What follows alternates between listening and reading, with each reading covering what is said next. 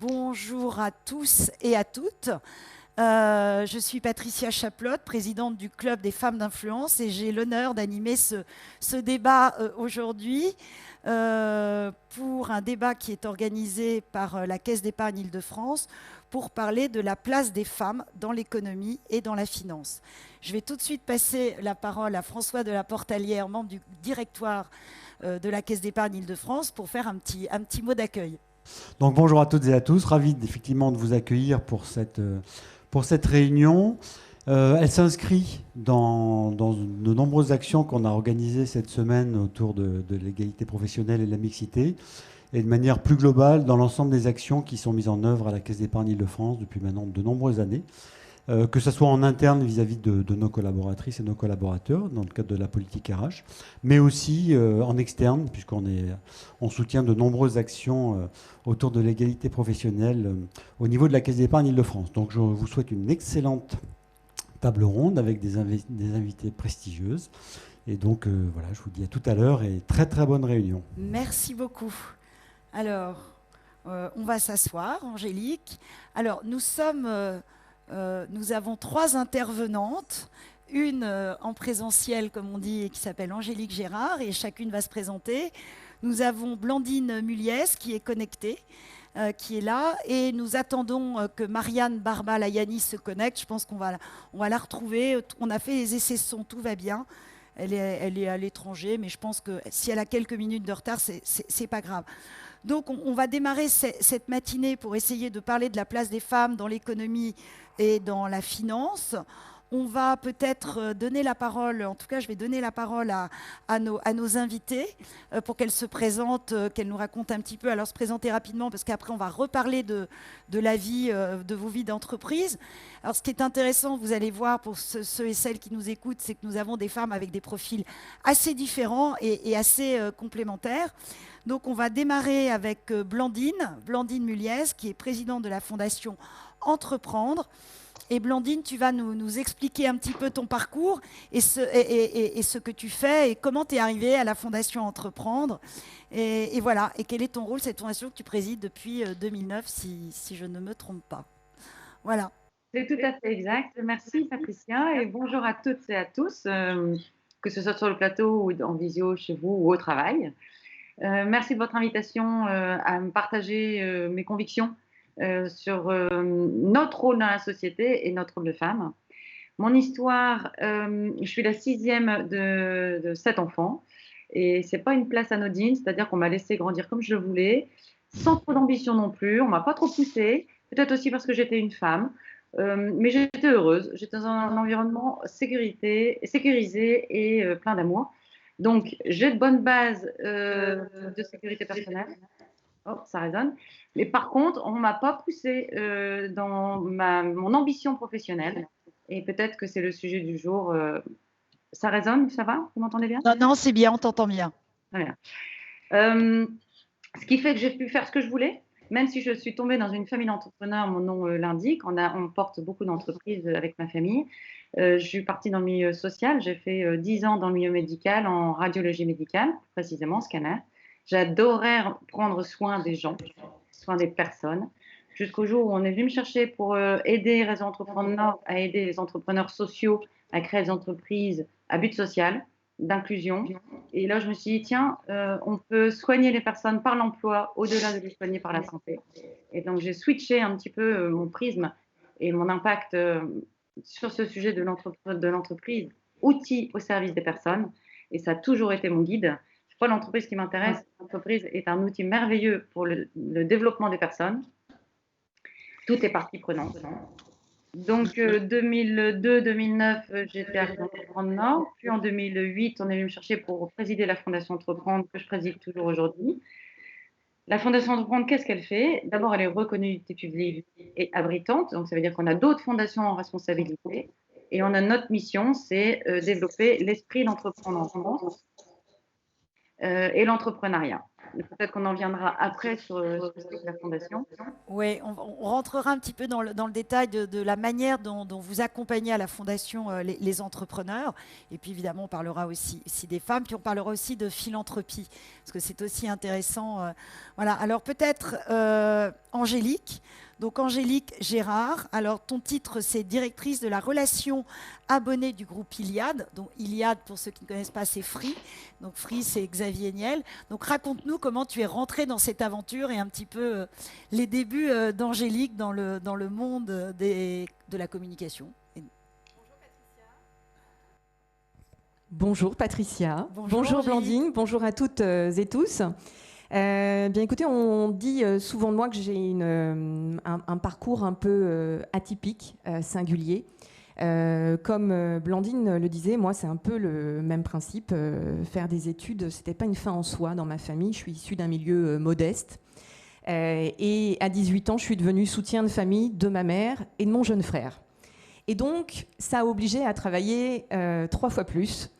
Et j'ai croisé le chemin de Xavier Niel, j'avais 24 ans, et donc je suis tombée dans la marmite du digital et de l'avènement du web en France. Donc j'ai ce plaisir, et en même temps ça fait un peu dinosaure, de dire que j'ai été aussi actrice de l'avènement du web et de l'Internet français.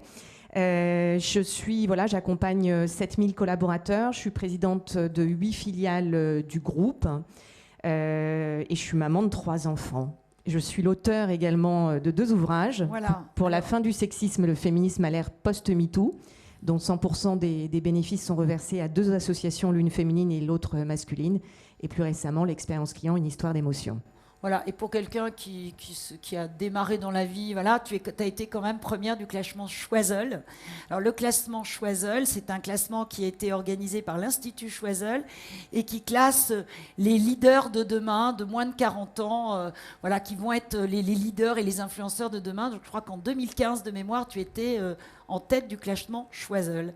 Ah, absolument. Donc, puisque tu l'évoques, en 2013 et 2014, il faut rappeler que c'était Emmanuel Macron qui était en tête de ce classement, et j'ai eu l'immense privilège de lui succéder en 2015. Voilà. S'il y avait bien une année où il fallait y être, c'était celle-là. Et par le plus grand des hasards, je me suis retrouvée à la tête de ce classement. Et vu que je suis une femme et que je traîne tout un tas de trucs derrière moi, en fait, ça m'a paru tellement improbable que ça m'a pris des mois avant de comprendre.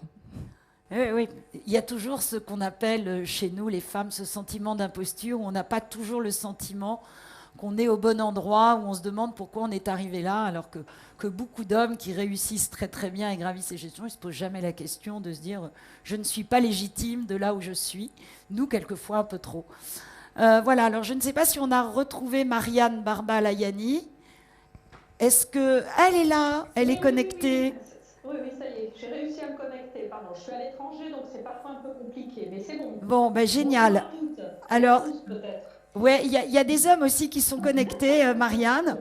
Donc voilà, nous sommes au cœur du siège de la Caisse d'épargne Île-de-France. Et voilà, et la majorité des personnes sont évidemment connectées. Angélique et moi, nous sommes en présentiel, et toi et Blandine, vous êtes à l'extérieur. Alors, on a commencé à présenter les Blandine et Angélique, donc nos 2 premières invitées. Et donc, je voulais, Marianne, que tu puisses te présenter un petit peu. Voilà, une femme qui accompagne une fondation pour aider les entrepreneurs, une femme qui est dans une entreprise pour le moins connue, le groupe Iliad et Free auprès de Xavier Niel, qui s'occupe de la relation client et des abonnés, et on y reviendra, c'est un métier extrêmement stratégique aujourd'hui dans les entreprises, et une femme, et j'ose le dire, une haut fonctionnaire, Sciences Po, l'ENA, service public, qui a aussi travaillé dans le monde de l'entreprise et dans les cabinets. Donc je voudrais que tu nous racontes un peu ton parcours, chère Marianne, avant d'arriver au secrétariat général du ministère de l'économie et des finances. Alors, en 2 mots, parce que je pense qu'on a plein de choses à se dire, je vais quand même commencer par parler un tout petit peu du secrétariat général, parce que ça me paraît en lien direct avec le sujet qu'on évoque aujourd'hui, puisque les secrétariats généraux, dans les ministères, ça peut varier après dans les entreprises, le périmètre, mais nous avons évidemment la fonction RH dans nos compétences.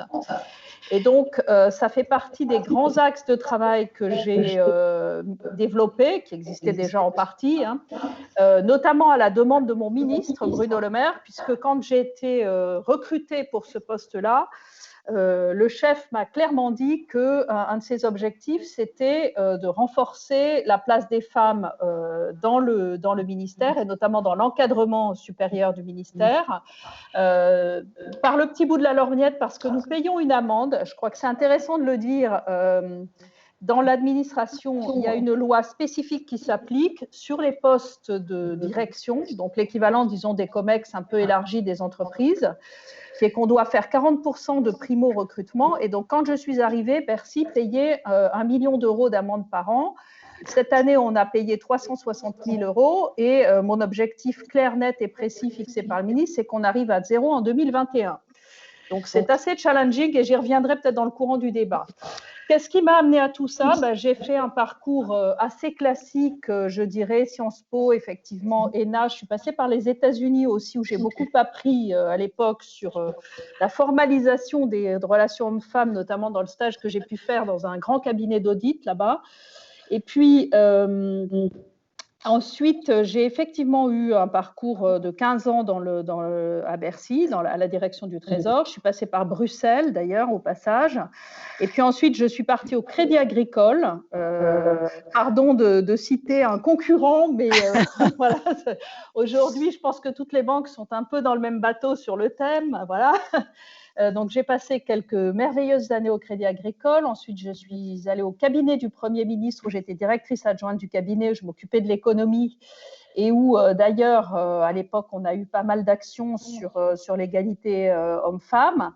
Et puis ensuite, je suis revenue à l'inspection générale des finances à Bercy. Je suis repartie dans le privé, où j'ai dirigé pendant 6 ans la Fédération bancaire française. Donc là aussi, avec un très gros enjeu d'égalité femmes-hommes, parce que si plus de la moitié des banquiers sont des banquières, il y a quand même encore aussi des choses à dire et à faire. Et les banquiers sont très engagés sur ce sujet, dont ils connaissent la criticité pour leur bon fonctionnement et pour leur image. Il y a même des études qui ont montré pendant la crise financière que les banques où il y avait un bon niveau de parité avaient mieux traversé la crise. Donc, c'est toujours intéressant d'avoir des indicateurs qui montrent qu'au-delà de l'objectif sociétal, il y a un objectif business assez clair sur l'égalité femmes-hommes.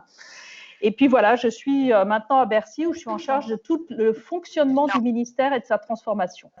On va revenir justement sur ma deuxième question, qui va vous permettre justement un petit peu de parler du fonctionnement de chacune vos entreprises, si je puis dire, parce qu'aujourd'hui, bon, il y a la crise sanitaire qui est là.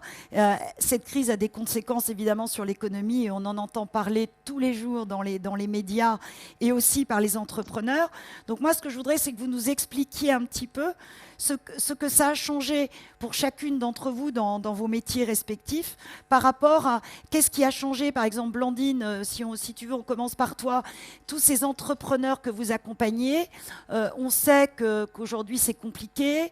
Moi, j'ai entendu plusieurs personnes sur des médias expliquer que la création d'entreprises était tout aussi...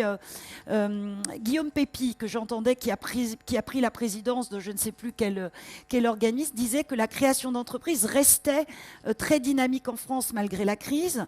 Est-ce que vous avez des patrons ou des entrepreneurs qui viennent vous voir qui sont plutôt en déprime, on va le dire comme ça, parce qu'il y a des effets psychologiques très forts sur cette crise. Donc comment, à la Fondation Entreprendre, quel est le pouls aujourd'hui de tous ces entrepreneurs, hommes ou femmes d'ailleurs, hein, comment ça se passe? C'est un sujet très très vaste, Patricia. Oui, on peut... Oui, très très vaste, parce qu'en fait, il y a eu plusieurs effets. D'abord, la crise est non genrée. Donc, je vais d'abord commencer par le fait que ça concerne tout le monde, et après, je ferai un focus plutôt sur les femmes. Mais ça creuse un peu les inégalités. Les entreprises qui étaient déjà en grande difficulté, soit elles ont déposé le bilan un peu plus tôt, mais finalement, c'est pas très grave, entre guillemets. soit elles sont sous perfusion aujourd'hui, et là ça va nous péter à la figure, je vais dire ça comme ça, parce qu'elles sont sous perfusion et que le jour où elles vont devoir rembourser leur emprunt et le jour où elles vont devoir retrouver une économie durable, là elles vont être en difficulté. Et ça c'est pour tous les entrepreneurs, que ce soit des hommes ou les femmes.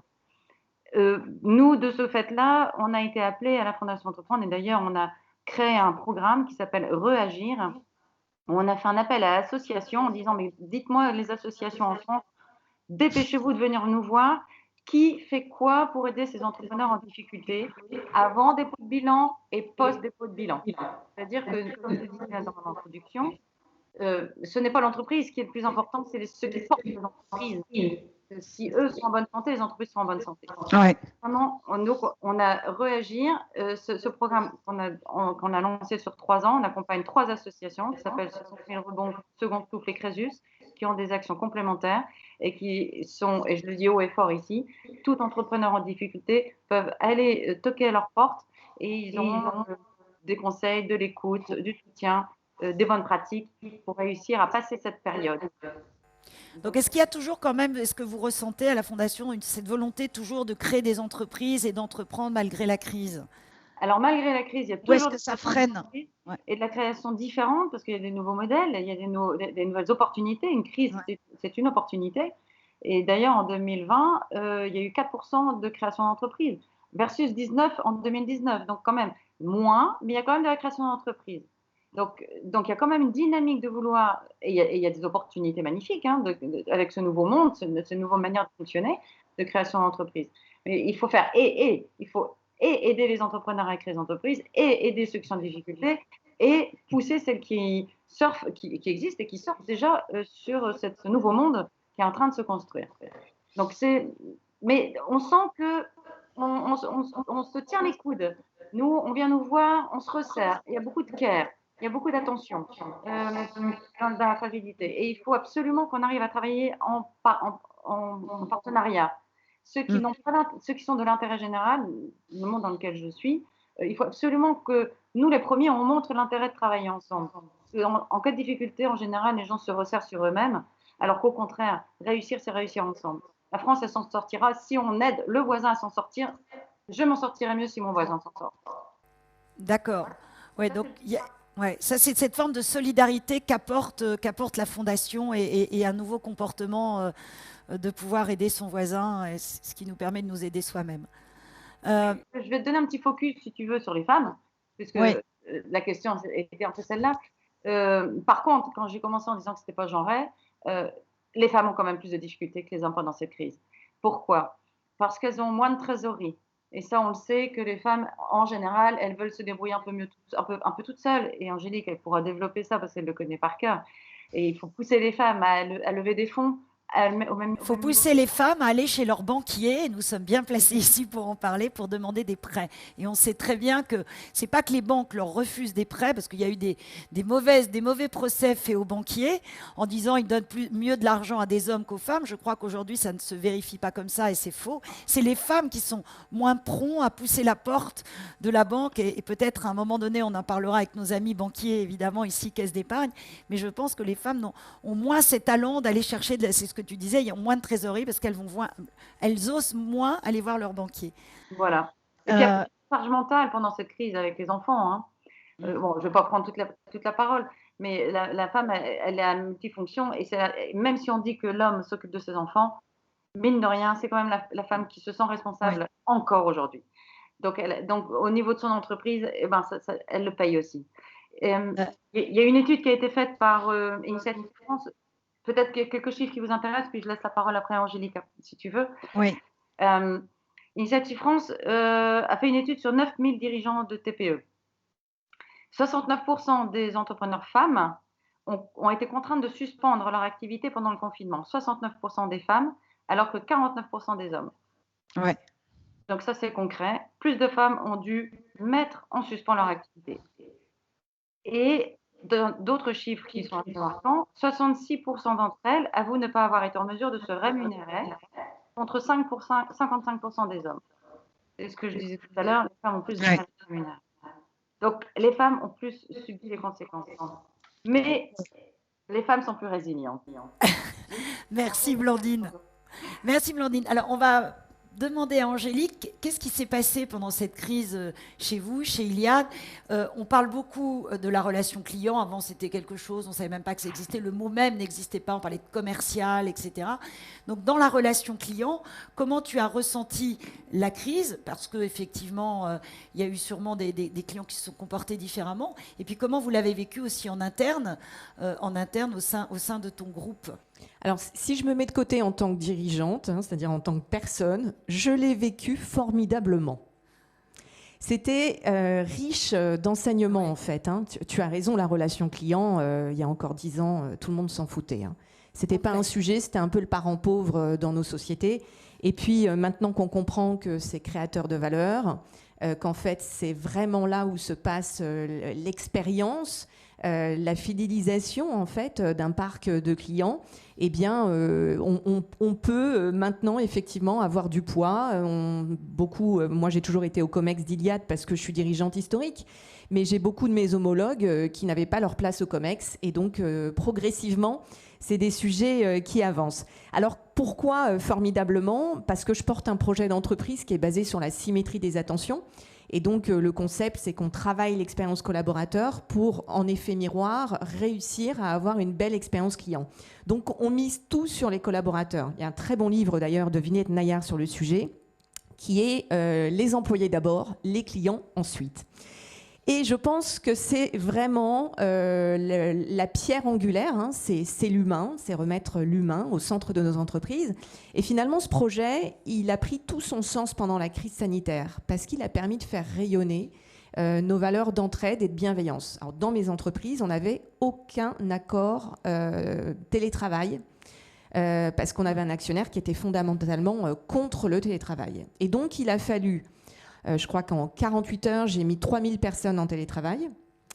Certains sont partis un soir avec leur ordinateur, parfois une chaise de bureau. Tout le monde s'est remonté les manches. On s'est retrouvés à charger les ordinateurs dans les parkings. Donc, on a beaucoup appris justement sur notre capacité, en fait, à répondre présent, à faire fi de qui on était dans l'organisation pour que l'organisation puisse perdurer. Donc, on a été au rendez-vous de la continuité opérationnelle.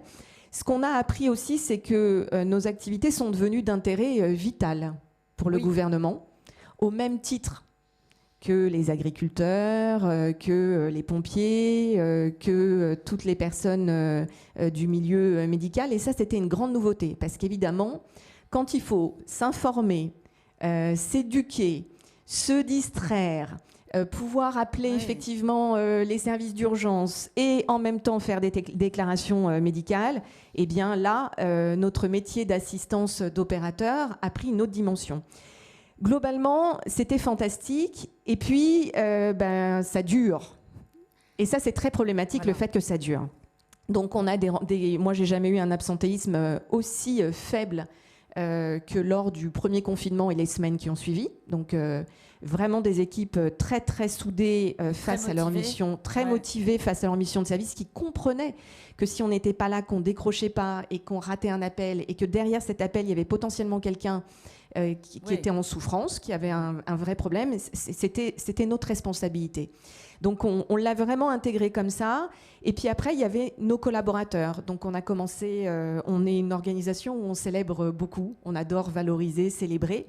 Et donc, il a fallu qu'on se transforme, qu'on crée des actions. On a fait du care également. Donc, on est 15 dans mon comité de direction.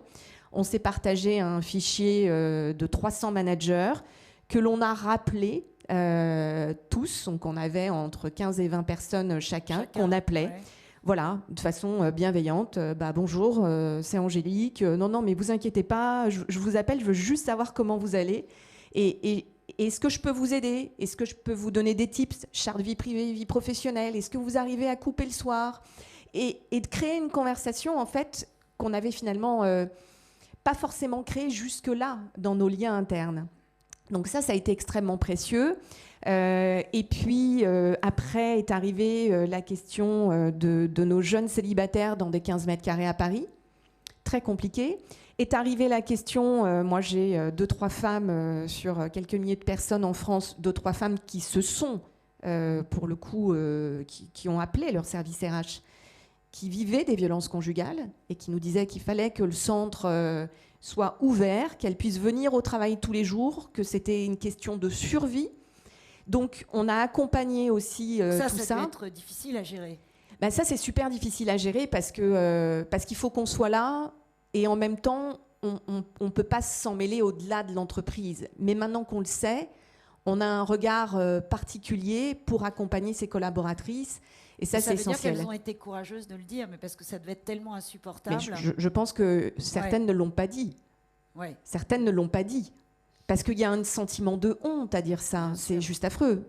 Donc, c'est terrible. Et puis, on l'a vu, de toute façon, confinement 1, explosion, plus 30% de violences conjugales. Et puis là, sur octobre-novembre, je lisais, les stats, c'était plus de 60%. Donc, c'est un vrai sujet. Et ça, c'est dur. Et c'est effectivement ce que disait Blandine, c'est que la crise a révélé des inégalités sociales. Et moi, je crains pour les prochains mois, d'ailleurs, parce qu'il va y avoir la sortie de la crise. Et en même temps, il va y avoir une complexité à gérer d'un point de vue social sur cette sortie de crise. Alors, on va passer la parole à Marianne. Alors, Marianne, je n'ai pas en tête le chiffre de personnes que tu diriges, entre guillemets, à Bercy, mais je sais que c'est assez énorme. C'est la taille d'une ETI, voire d'une grande entreprise. Donc, est-ce que pendant cette crise, est-ce qu'il y a eu aussi, comme l'explique Angélique, des comportements qu'il a fallu gérer, des gens qu'il a fallu accompagner? Est-ce que ça a perturbé la vie du ministère ou pas? Comment tu as pu participer à la gestion de cette crise en tant que grande DRH de ce ministère? Oui, effectivement, on est 135 000 au ministère des Finances. Ouais. Chiffre qui se réduit tous les ans, je tiens à le dire, puisqu'on continue, même cette année d'ailleurs, à réduire les effectifs. Et donc, on a un taux de télétravail qui doit être aujourd'hui d'à peu près 30%. Donc, on a mis 40 000 personnes, plus de 40 000 personnes en télétravail, si mes calculs sont exacts. Alors évidemment, ça a été un changement énorme. C'est comme si tu dirigeais un énorme paquebot et qu'il fallait tout d'un coup lui faire un virage à 180 degrés sur une mer légèrement démontée. Voilà. Donc, ça a tout un tas de conséquences. Je dirais que les principales, et je me retrouve beaucoup dans l'intervention qui vient d'être faite, c'est des conséquences humaines qu'il faut gérer. Il y avait évidemment des conséquences matérielles, puisqu'il a fallu qu'on équipe à tour de bras les agents pour qu'ils puissent tous disposer, en tout cas tous ceux qui pouvaient télétravailler, d'ordinateurs portables qui leur permettaient d'accéder à leur environnement professionnel en distanciel. On était à 20% de taux d'équipement en fin 2019. On est passé à plus de 50% cette année. Donc, on est devenu un des très, très gros intervenants sur les marchés d'achat d'ordinateurs portables et de téléphones portables. Et d'ailleurs, il y a un embouteillage absolument considérable parce que je pense qu'on n'est pas les seuls. Voilà. Mais évidemment, je dirais que l'aspect matériel des choses, c'est presque ce qu'il y a de plus simple à gérer. Ce qui est plus compliqué, c'est d'adapter en réalité tout le management d'une organisation et toute sa manière de fonctionner à un contexte inédit. Je vais prendre un exemple qui est un exemple réussi, donc c'est simple, la direction du budget. C'est une grosse centaine de personnes qui ont fait l'année dernière 4 lois de finances, je pense, c'était assez inédit. Ces 4 lois de finances, ils les ont faites en 100% télétravail. C'est-à-dire que c'est une direction où, grosso modo, historiquement, les gens avaient l'habitude de faire du présentiel à mort. Ils sont 12 heures par jour au bureau depuis 100 ans, enfin peut-être pas 100 ans, mais en tout cas, ils ont fêté leur 100e année. Donc, ça fait quand même un certain temps qu'ils ont l'habitude de fonctionner. On les a surnommés dans l'État les moines soldats, d'ailleurs. Et donc, ces moines soldats, ils avaient l'habitude d'être dans leur petite cellule qu'on pourrait identifier à un bureau 12 heures par jour. Et tout d'un coup, ils ont été chez eux. Et ça a très bien fonctionné. Mais je dirais que ça, c'est assez simple parce que c'est une direction qui est composée de cadres extrêmement motivés, extrêmement autonomes. On peut avoir aussi des directions, et le secrétariat général que je dirige, là pour le coup les troupes que je dirige en direct, c'est 2500 personnes. Ces 2500 personnes, j'ai aussi beaucoup de gens qui ont des fonctions d'exécution, et là on va retrouver beaucoup plus toutes les difficultés qui ont pu être mentionnées, qui vont de l'adaptation de nos accords sur le télétravail. On avait des accords sur le télétravail, on a suspendu la nécessité de conclure un accord individuel avec chaque personne, évidemment. On est resté sur la base du volontariat et on a complètement adapté nos formations des managers en urgence pour effectivement intégrer davantage le management en télétravail. On a aussi relancé beaucoup le dialogue social. On vient d'ailleurs de conclure, et j'en suis extrêmement fière, c'est la première fois depuis 6 ans à Bercy qu'on signe un accord avec les syndicats. On vient de conclure un accord en administration centrale sur le télétravail de demain. Parce que au-delà de ce qu'on peut dire sur la gestion de la crise, je crois que ce qui est très important, c'est de se projeter. C'est d'ailleurs ce qui permet aussi de motiver les agents, c'est de se projeter dans le lendemain. Il faut voir qu'on a connu une révolution culturelle au ministère des Finances incroyable. C'est-à-dire qu'on est passé d'être un ministère qui serrait les vis de la dépense de façon à réduire la place de l'État dans l'économie, à devenir un ministère qui fait l'objet d'une demande absolument considérable pour intervenir dans l'ensemble de l'économie. Donc le rôle de l'État et du ministère des Finances dans l'économie a complètement changé en quelques semaines. Et on a aussi, à la fois au-delà du secrétariat général et de ce qu'on peut imaginer sur l'avenir en termes de télétravail, on y reviendra peut-être d'ailleurs, puisque le télétravail, on l'a géré dans l'urgence, mais c'est aussi extrêmement prometteur pour l'avenir. On a aussi complètement changé notre logiciel au niveau du ministère des Finances. C'est-à-dire qu'aujourd'hui, il y a un nombre considérable de gens qui se sont recyclés pour gérer le plan de relance. Les agents des impôts, il y en a une quantité considérable qui aujourd'hui est là pour distribuer le fonds de solidarité. Bon, je dirais qu'on a un peu inversé la logique. Avant, l'argent, on le faisait essentiellement rentrer. Aujourd'hui, notre objectif numéro 1, c'est de le faire sortir et de le faire sortir très, très vite pour avoir un impact maximal sur l'économie. Ce n'est pas pour ça, d'ailleurs, mais je le dis au passage, que nous avons mis en place une cellule d'accompagnement psychologique. Ce n'est pas parce que les agents des finances ont eu du mal à changer de logiciel. C'est effectivement pour les sujets qui ont été évoqués tout à l'heure, c'est-à-dire qu'effectivement, en termes de gestion RH, le télétravail, c'est aussi un gros révélateur des difficultés des agents. Et c'est le cas dans le service public comme ailleurs.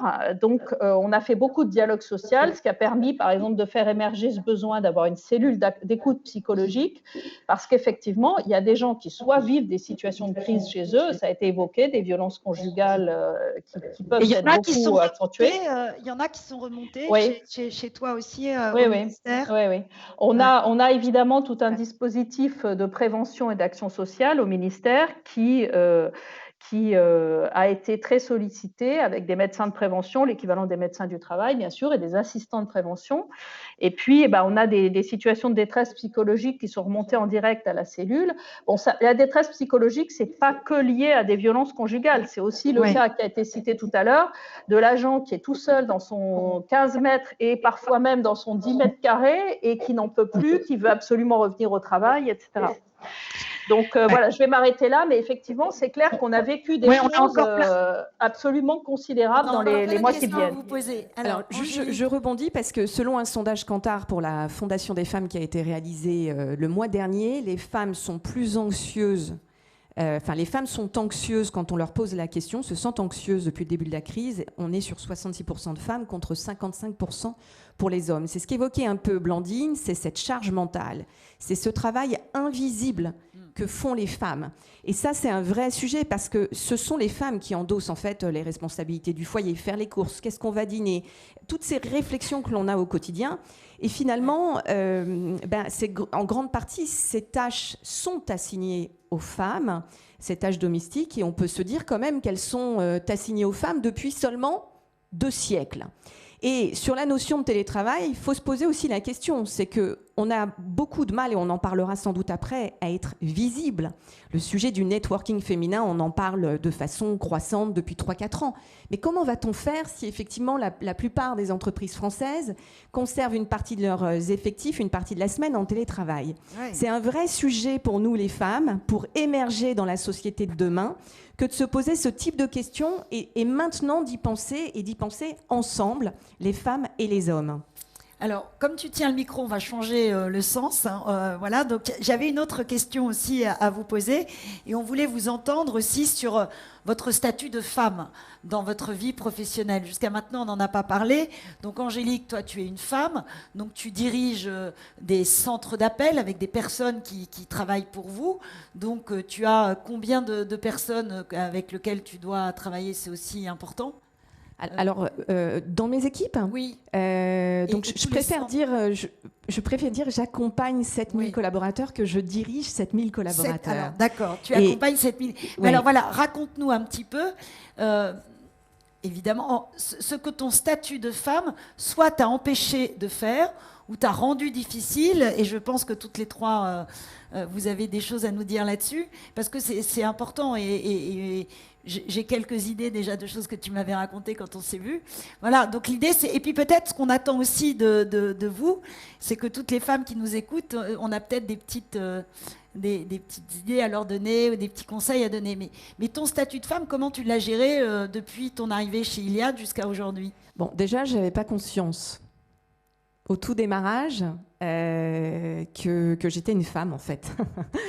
Parce que pour moi, j'étais une dirigeante, et c'est dans le regard des autres, en fait, que j'ai compris que j'étais une femme. Donc, c'est un peu comme les enfants à l'école, en primaire, ils ne se posent pas de la question si c'est une fille ou un garçon, c'est un enfant. Et puis, c'est en grandissant, en fait, que ça part un peu en cacahuète. Alors, pourquoi? Parce que, en fait, il faut arriver à déconstruire tous les schémas patriarcaux dans lesquels on a été finalement éduqués. Alors moi, des anecdotes, j'en ai plein. Tu parlais de sentiment d'imposture. Moi, j'ai vécu le sentiment d'imposture. J'avais un actionnaire qui m'envoyait à Bercy pour dire des trucs difficiles. Et dans sa tête, c'était, quand il y a un truc difficile, j'envoie Angélique, elle va aller le dire avec le sourire, ça se passera bien. Vous débarquez à Bercy, dans les grandes tables rondes, vous avez 27 ans, vous êtes au milieu de 60 mecs qui ont tous d'ailleurs à peu près 60 ans, qui sont tous habillés pareil, en costume noir avec cravate noire, et là, vous vous dites, c'est pas possible. Donc vous avez les premiers regards, qui ne sont pas forcément agréables. Et ça, je les ai très, très, très, très mal vécus. En fait, je n'ai compris que beaucoup plus tard que quand j'appuyais sur le bouton pour prendre la parole, tout le monde se taisait parce qu'on se disait « Ah, elle a quelque chose à dire. » Ouais. Mais je n'ai pas compris ça comme finalement un avantage à cette époque, parce que le poids des regards était trop important. Donc, il a fallu que je me soigne. Donc forcément, soutien de famille, je n'avais pas fait d'études, quasiment pas. J'ai dû travailler, la vie m'a obligée à travailler très tôt. Donc je suis allée voir des études après. Voilà, donc je suis allée voir mon actionnaire, je lui ai dit bon bah voilà, il faut que je prenne les études, donc je vais faire l'INSEAD, est-ce que vous pouvez financer ma formation via notre OPACA? Xavier me dit bah c'est hors de question, on va pas financer votre formation. D'ailleurs, vous en avez pas besoin. Donc moi, je n'avais pas compris, en fait, pourquoi il me disait « vous n'en avez pas besoin ». J'en avais pas besoin parce que j'étais légitime à ses yeux et j'étais légitime aux yeux de mes équipes. Donc pour lui, c'était hors de question. Mais je ne l'ai pas pris comme ça. J'ai fait l'INSEAD, j'ai fait un crédit à la consommation, j'ai emprunté 40 000 €. Et ce jour-là, j'ai compris qu'en fait, personne ne ferait rien pour moi si je ne prenais pas les rênes de mon destin. Et donc, investir sur moi, ça a été le premier réflexe. Et puis, je n'ai pas compris, en fait, tout un tas de différences que finalement j'ai constaté tardivement, avec du recul, avec de la maturité, parce que j'étais une bonne exécutante, une super fourmi ouvrière. Je ne me posais pas, par exemple, la question de la rémunération. Oui. Je me la suis posée très tardivement. La question du féminisme, moi je ne m'associais pas du tout aux idées féminisme, ce terme galvaudé, ces guerrières castratrices d'hommes qui veulent le pouvoir. C'était pas moi du tout, du tout. Donc tous ces sujets-là sont arrivés, ont mûri, et c'est la raison pour laquelle aujourd'hui je prends la parole sur ces sujets, parce que le féminisme, on en parlera sans doute après, Oui, on va. mais c'est pas celui que je pensais être, et je pense que c'est important de faire des prises de parole. Pourquoi c'est important ? Parce que, alors je suis peut-être pas à la croisée de toutes les discriminations non plus, mais j'ai compris en fait que ma position aujourd'hui me permettait justement de prendre la parole pour des femmes qui peuvent peut-être pas le prendre parce qu'elles sont dans des situations monoparentales, parce qu'elles ont un travail en miettes, c'est-à-dire un cumul de temps partiel, et que nous, on a ce rôle-là aujourd'hui pour faire bouger les lignes, mais avec les hommes, parce que c'est essentiel, en fait, de les associer. Et ils vivent, eux aussi, le patriarcat dans une moindre mesure. Et il y a aussi des chemins à déconstruire de leur côté. Ce qui est important, est-ce que tu dis, c'est peut-être là, mais c'était ma question de conclusion, c'est quoi pour vous le féminisme en 2021 ? Mais je crois que nous sommes toutes là des féministes nouvelle génération et que, contrairement peut-être aux femmes qui se battaient pour des choses plus difficiles, l'avortement, la pilule, etc., nous, on a envie d'associer les hommes à notre combat. Et plus on va les associer, plus on va leur faire prendre conscience de beaucoup de choses. Et je trouve que ça, c'est une nouvelle manière de vivre le féminisme de notre génération, et je pense des plus jeunes aussi. C'est vraiment d'y associer les hommes, et au contraire, de ne pas se dire on est entre nous, on se raconte des histoires de femmes, et on déteste les hommes parce qu'ils ne sont pas gentils avec nous. Non, c'est pas ça. Il y a des mecs géniaux, il y a des mecs qui sont hyper sympas, il y en a ici avec nous, et qui comprennent et qui s'associent à nos problèmes et qui vont nous aider, ou qui vont aider des femmes qui en ont plus besoin. C'est ça, et notamment dans nos entreprises, et au travers des politiques volontaristes de nos entreprises. Alors, je vais passer la parole à Blandine, parce que je vois le temps qui file, et on a encore plein de questions à vous poser. Donc, Blandine, tu évoquais tout à l'heure ton histoire familiale, de dire finalement j'étais dans une famille assez cocon, et on ne m'a pas poussée à faire des études. On sentait un petit regret, alors Angélique, parce qu'elle est issue d'un milieu modeste et qu'il n'y avait pas les moyens, et toi tu étais plutôt confort, et on s'est dit, bon, de toute façon, elle y arrivera quoi qu'il arrive, et ça, on sent que c'est... Voilà. Donc raconte-nous un peu cette expérience de ta condition de jeune fille et de femme aujourd'hui. Oui, alors si je veux être un peu caricatural, et elle en fera une bonne épouse. Oui, bien sûr. Bien sûr c'était la priorité dans ce genre de famille, pardon, c'est d'être une bonne épouse, bien élevée. Bien... C'est pas dit comme ça. Je caricature. C'est pas vrai, mais c'est quelque part à l'époque. Parce que on est là à la sortie de l'école pour aller chercher les enfants. Voilà. Donc moi, je trouve que je suis responsable de ma vie. Je suis responsable de ce que j'en ai fait et de ce que... voilà. Donc, je n'ai pas été forcément très poussée dans les études dans l'entreprise ou dans l'emploi, mais c'était à moi de me bouger, en fait. Et d'ailleurs, c'est comme ça qu'un jour, j'ai dit oui à la Fondation Prendre, parce que j'ai dit, bon, maintenant, il bouge si tu veux avoir un projet à porter, etc., au-delà de faire en sorte que je dis... Est-ce que ça résonne chez vous? Il y a que chez vous que ça résonne. Non, tout est parfait, Blandine. On t'entend un peu saccadé, mais ça va. Donc au-delà, parce que pendant jusqu'à mes 40 ans, je me disais, je fais en sorte que tout aille bien autour de moi. Ma mission, c'était que tout aille bien autour de moi. Alors, j'avais mon boulot dans manipulatrice radiologie, j'avais mes enfants, j'avais ma famille, etc. Mais je voulais toujours que tout aille bien autour de moi. Puis, au bout d'un moment, je me suis dit, mais en fait, moi, je veux quoi, en fait, pour moi? Quel est mon impact? Qu'est-ce que je veux faire de ma vie? Disons que j'ai pris très tardivement, je l'ai pris plutôt vers 40 ans.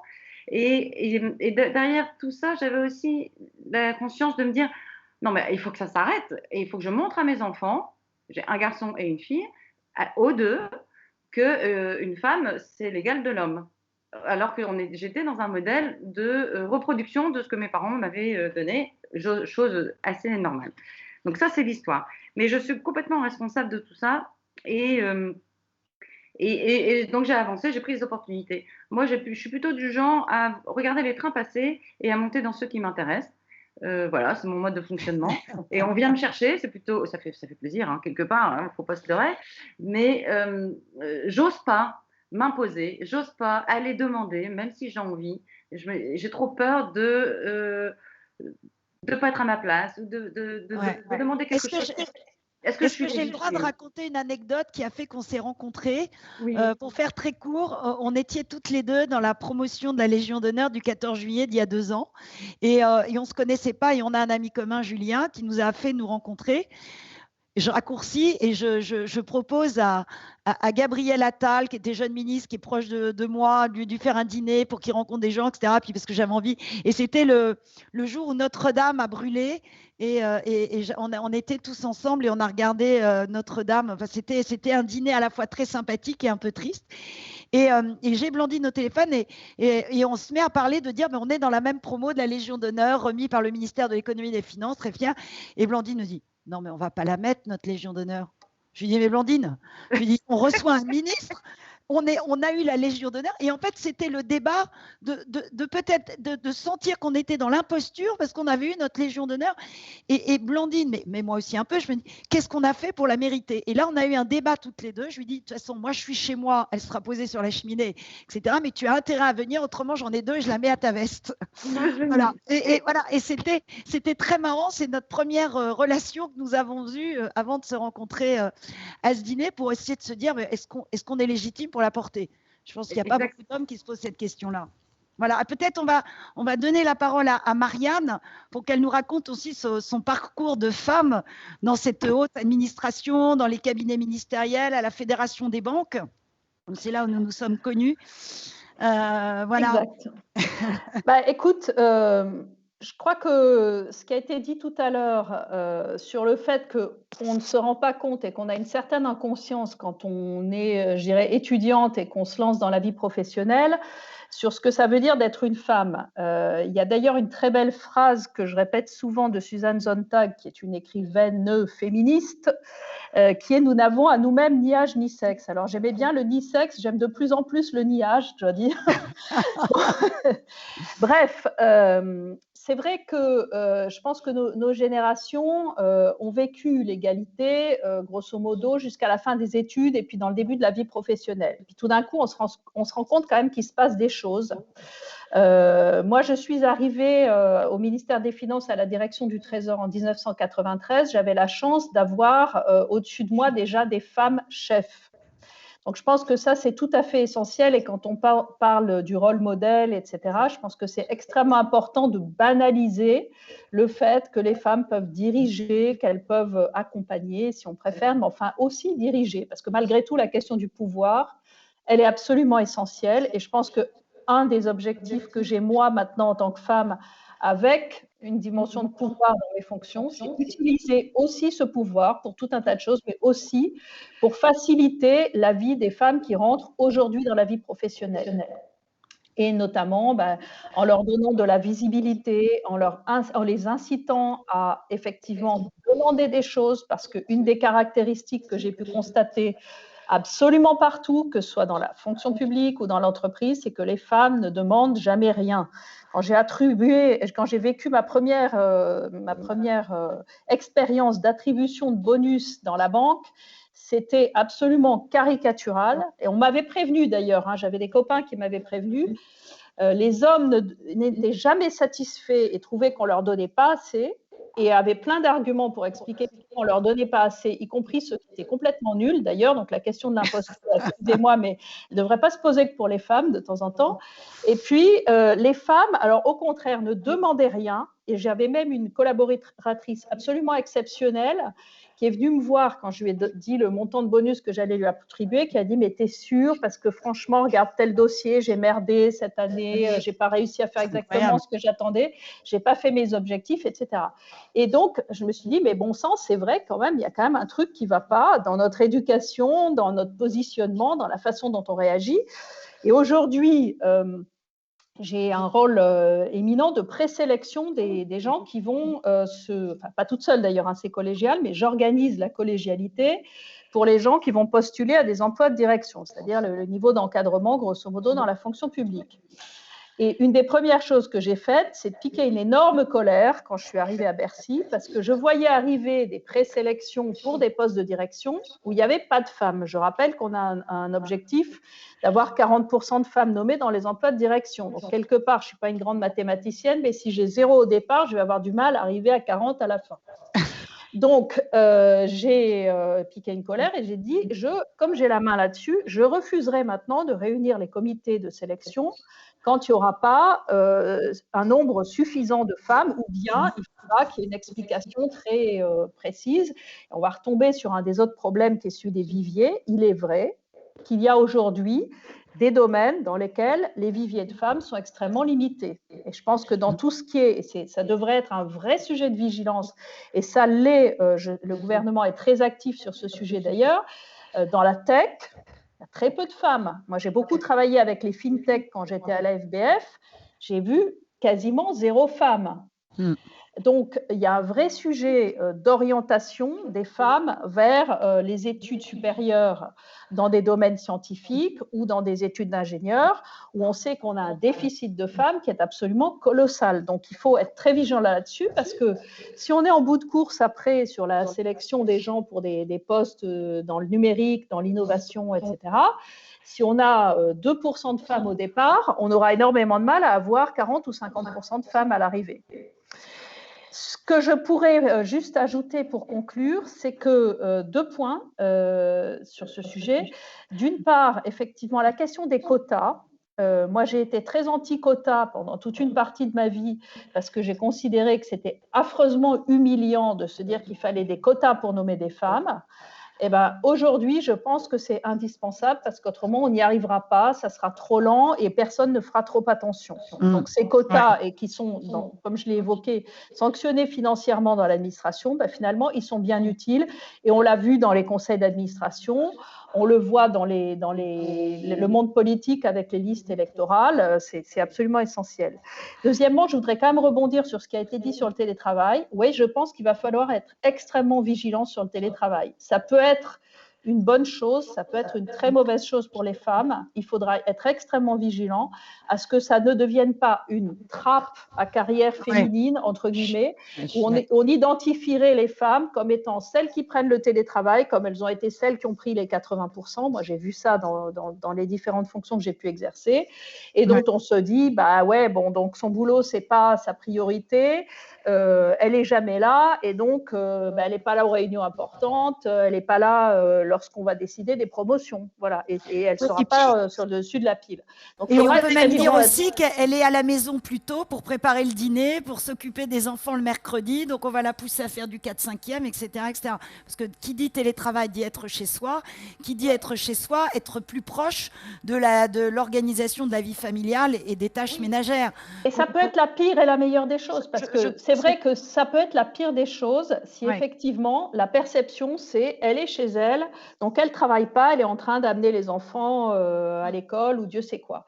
Ça peut quand même être aussi une bonne chose, parce que malgré tout, il faut être réaliste, on part de l'état de la société tel qu'il est, même si on a tous la volonté de le faire évoluer, où les femmes assument beaucoup de tâches, et donc avoir 2 heures de transport en moins dans la journée où elles sont en télétravail, 2 heures de transport en moins pour se rendre au boulot, c'est aussi moins de fatigue, et c'est aussi un petit peu plus de temps pour faire ce qu'on doit malgré tout un petit peu faire.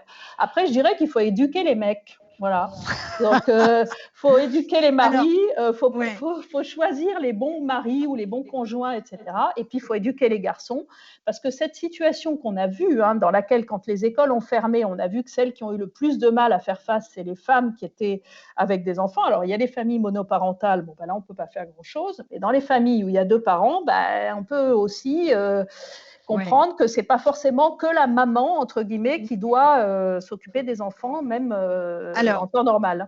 Il nous reste 10 petites minutes, donc on va vous passer la parole pour 3-4 minutes chacune. Moi, ce que je voudrais, c'est revenir sur cette notion de féminisme. Alors, est-ce qu'il faut inventer un autre mot? Parce que le féminisme colle à des choses qui peut-être on ne se reconnaît pas. Moi, quand on m'a dit, mais alors tu as créé un club de femmes, donc tu es féministe. Et je ne savais pas répondre. Je ne me sentais pas féministe, chienne de garde, seins nus, avec tout écrit sur la poitrine en hurlant dans la rue. Donc moi, le féminisme, c'est pas ça. Mais en même temps, il n'y a pas d'autre mot. Alors, en 2021, dans vos vies respectives, dans vos activités respectives, quelles sont les priorités que vous voyez? Parce qu'il y a tellement de choses à faire, il y a encore beaucoup de travail à faire. Mais si vous deviez vous donner 2-3 priorités chacune pour aider les femmes en 2021, ce serait quoi? Alors, on va démarrer par Angélique. Moi, j'aimerais beaucoup, mais c'est sans doute pas à moi de le porter, que déjà tous les mouvements féministes se mettent d'accord. Parce que quand on regarde, effectivement, il y a des prises de position qui sont grand écart entre chacune.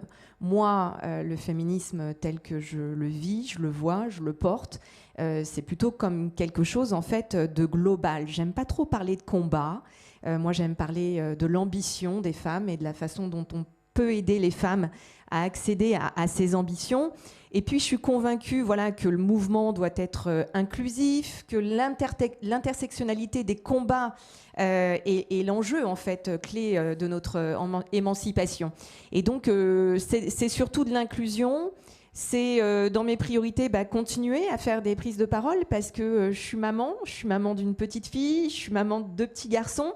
Et selon l'Observatoire Ethics and Board, on aurait la parité en France, la pleine parité en France, en 2053. Eh bien moi, Patricia, en 2053, j'aurai 78 ans. Et ma fille, qui a actuellement 9 ans, elle en aura 42. Donc tu vois, ça avance. Ça évolue, mais peut-être pas encore assez vite. Et donc, ça, c'est mon sujet. Et puis, la diversité, c'est ni une obligation, ni une bonne action. La diversité, c'est pas non plus la charité. La diversité, c'est la performance. Et on le sait aussi parce qu'il y a une stat aujourd'hui que l'on entend souvent, que j'aimerais vous rappeler, c'est que les équipes mixtes surperforment de 16% les équipes non mixtes. Et donc la question, c'est pas ce que les femmes apporteraient à l'entreprise. C'est justement ces équipes mixtes, ce qu'elles peuvent apporter à notre société. Donc la mixité est importante. La mixité est essentielle. Donc oui, ça voilà. Favoriser, pour être très concret, donc favoriser les équipes mixtes dans les entreprises, pour qu'on n'y a pas, faut pas mettre des femmes toutes seules ou des hommes tout seuls, mais la mixité fait que. Totalement. Et je partage tout à fait l'opinion de Madame sur les quotas. L'absence de quotas. La notion de quota, en fait, peut paraître brutale. Moi, ça a été brutal pour moi. Je ne me voyais pas dans des quotas. Il y a de ça 10 ans, j'étais plutôt de l'autre côté à me dire, mais pas du tout, je ne veux pas rentrer dans une case. Aujourd'hui, merci. 1000 merci pour ces quotas. La loi Copé-Zimmermann, très clairement précieuse. Mais c'est curieux parce que l'absence de femmes, en réalité, choque moins, tu vois. Et donc, je trouve qu'on doit... Il y a les quotas et puis il y a aussi la rémunération. Je terminerai par ça. Et j'en profite parce que on a aujourd'hui nos index égalité hommes-femmes. Moi, j'ai publié le mien, on est à 94 sur 100, qui est un très bon score, mais on a travaillé pour ça.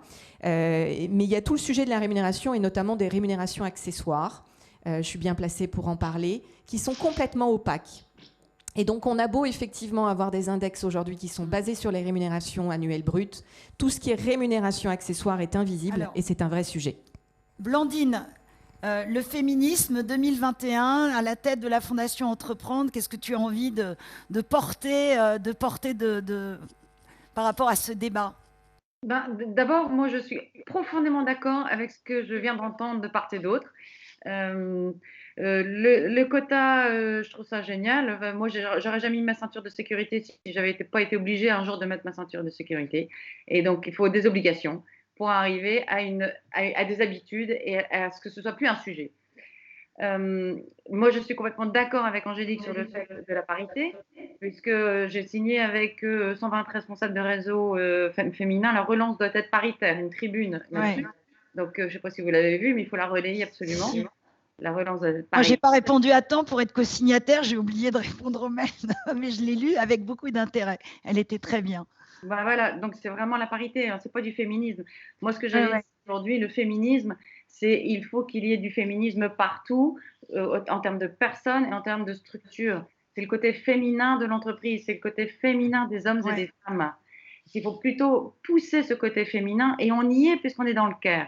Donc il faut pousser la boule un peu plus et à partir du moment où les hommes vont devenir plus féminins, eh ben, les femmes vont pouvoir prendre leur juste place. Donc la conclusion, c'est qu'il faut associer de plus en plus les hommes à nos combats et les avoir avec nous. Marianne, pour conclure… Quand même, vas-y. Rajouter que j'étais complètement d'accord avec Marianne en disant, nous, ça fait des années qu'on se bat pour l'entrepreneuriat au féminin. On a lancé un programme qui s'appelle Des aides pour entreprendre. On a fait un MOOC pour aider les femmes à lever du financement. Ça s'appelle problème de son. C'est chez qui? Ouais, je sais pas, c'est bon, Voilà. on t'entend. Et là, je vais finir avec ça, parce qu'il faut faire du buzz là-dessus. On a lancé Femmes de territoire. C'est pour que toutes Ouais. ces femmes en France s'entraident pour démarrer leur entreprise, mais surtout pour sortir de leur, pas de leur confort. Elles sont coincées, les femmes. Donc, Bah, il faut tu es dans des territoires où tu te sens un peu isolé. Il y a des territoires, nous on a la chance d'être à Paris, donc on a plus de connexions. Voilà. Mais effectivement, il y a des territoires un peu isolés où il est encore plus difficile pour les femmes d'entreprendre et d'exister. Elles peuvent se mettre en réseau. Et je dis toujours, quand tu sors, tu t'en sors. Et c'est Ouais. vrai pour la jeunesse et c'est vrai pour les femmes. Il faut leur dire, il faut que tu sortes, tu vas rencontrer des opportunités Ouais. que tu croyais même pas que ça allait t'arriver. Ouais, et c'est bien parce qu'il y a des clubs de femmes qui se créent en province. C'est vrai que c'est très parisien tout ça, mais il y a j'ai oublié son nom. Elle fait des choses passionnantes sur comment? Marie-Éloi, j'imagine. Oui, voilà, Marie-Éloi, elle est géniale. Alors Marianne, je te vois plus parce que je sais pas l'ordinateur. J'aperçois tes cheveux. Ah voilà, je te vois en entier. Voilà. Alors Marianne, quelle est pour toi la définition du féminisme en 2021 et pour les années à venir? Qu'est-ce que tu as envie concrètement de faire et comment tu vois tout ça? Alors moi, j'étais un peu comme toi, c'est-à-dire que d'abord, j'ai eu une mère féministe des années 60-70, donc j'avais presque un peu le sentiment que c'était un peu excessif. Et je crois qu'il faudrait aujourd'hui un féminisme nouveau et décomplexé. Et je crois qu'il faudrait, je crois que c'est ce que portent les jeunes aujourd'hui.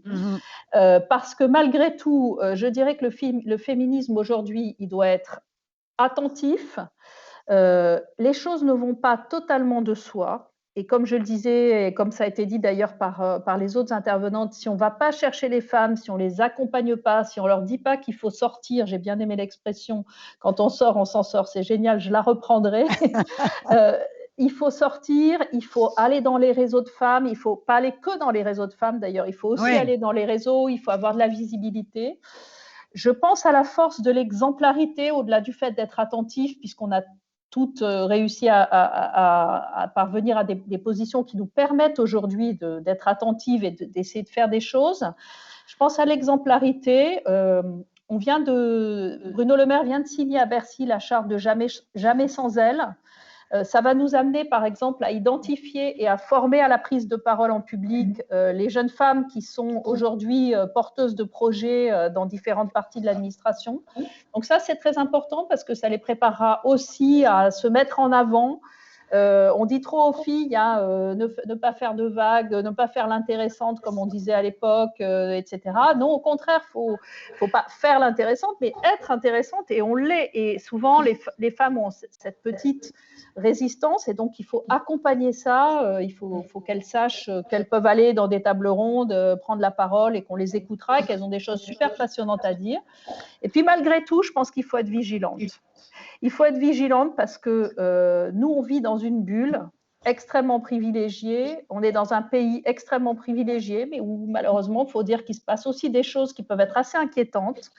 Et que ce qui se passe dans le monde aussi est assez inquiétant. On voit qu'il y a des régressions. Je vais prendre un exemple simple, le droit à l'avortement. Qui aurait pu croire qu'en Pologne, qui est quand même pas à 500 000 km de chez nous, les Polonaises, elles sont comme vous et moi. Hein. Moi, j'ai une de mes meilleures amies qui est polonaise. C'est-à-dire, c'est pas des arriérés. Bon, c'est quand même absolument invraisemblable de se dire qu'aujourd'hui, en Pologne, dans de plus en plus d'États aux États-Unis, là aussi, on n'est pas dans un pays arriéré ou quoi que ce soit. Il y a une régression sur le droit à l'avortement. C'est insupportable. C'est la base absolue de la liberté des femmes que de pouvoir choisir à quel moment elles vont faire leurs enfants. Bon, je veux dire, si on m'avait dit, moi, quand j'avais 20 ans, que je verrais ça, j'aurais rigolé. Je me serais dit, c'est pas possible. C'est acquis, c'est un acquis. C'est comme le droit de vote, je sais pas. Donc, je pense qu'il faut quand même avoir l'humilité d'écouter Simone de Beauvoir et de se dire que oui, il faut être vigilante. Parce que dès qu'il y a quelque chose qui ne va pas, ou même d'ailleurs quand il n'y a pas quelque chose qui ne va pas, il peut y avoir des régressions absolument insupportables. Et ça, on ne doit pas laisser passer. Ce n'est pas possible. On veut bien être gentil, on veut bien fermer notre gueule quand il le faut, etc. Mais il y a des choses qu'on ne peut pas laisser passer. Voilà, c'est ma conclusion. Merci beaucoup, Marianne. Donc, je crois que nous allons... Tu me permets un petit mot pour la caisse d'épargne, parce que j'ai une petite anecdote. C'est que ma grand-mère maternelle, pour la naissance de chaque enfant de la famille, ouvrait un petit livret, le petit livret rouge avec l'écureuil. Et donc, je garde une émotion particulière de ça parce qu'elle mettait quelques francs dessus, donc c'était rien, mais je l'ai gardé. En fait, je pense même que je l'ai encore, ce livret. Il est fermé, mais j'ai gardé en fait le document papier. Le livret de caisse d'épargne à la naissance, nos grands-mères, c'était ce qu'on avait en cadeau. Et nos grands-mères, sans doute, c'était aussi une façon, parce qu'elles avaient attendu de pouvoir ouvrir un compte en banque. Je crois qu'on peut ouvrir un compte en banque que depuis 60 ans. C'était en 75, je crois. Peut-être 66, 66, voilà. Ouais, sans l'autorisation du mari. En fait. Cinquantaine d'années, et donc la caisse d'épargne, comme sans doute beaucoup d'enfants, a toujours eu une place privilégiée, et donc je tenais à le souligner. Mais... C'était 1881, mais à la caisse d'épargne, sans l'accord du mari. Bravo. Merci la caisse d'épargne. Eh bien, écoutez, merci à tous et à toutes. J'espère que vous n'êtes pas ennuyés. Je crois qu'on avait 3 femmes qui avaient beaucoup de choses à nous raconter. On aurait pu durer plus longtemps, mais malheureusement, une heure a suffi déjà à dire beaucoup de choses. Merci à Marianne, Blandine et Angélique d'avoir été avec nous, et merci aux caisses d'épargne ou à la caisse d'épargne d'avoir organisé ce débat. En tout cas, moi, j'étais très heureuse de l'animer, et je vous dis à très bientôt.